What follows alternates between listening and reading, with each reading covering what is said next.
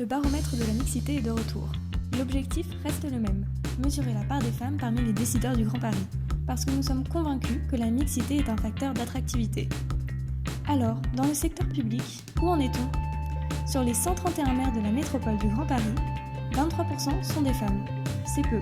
Par contre, 45% des habitants de la métropole ont une femme pour maire. Et ça, c'est grâce au poids démographique de Paris. Tiens, en parlant de Paris, elle est paritaire la capitale ?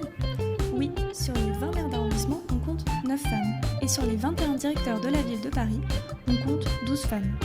Dans la région Île-de-France, présidée elle aussi par une femme, il y a 21 directrices sur 48 directions.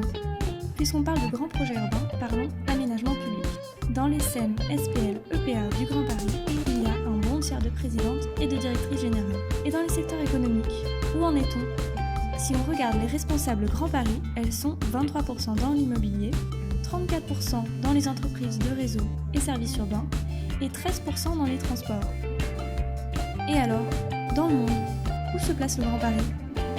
Regardons du côté des autorités de transport.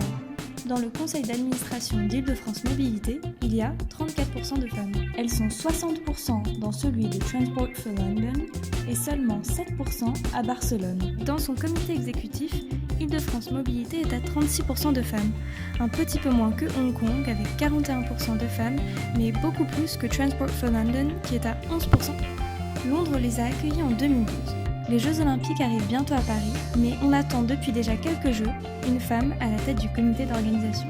Nous avons donc vu la part réelle des femmes dans le Grand Paris, et malgré encore quelques avancées à faire, on progresse. Mais alors, les femmes du Grand Paris sont-elles visibles ?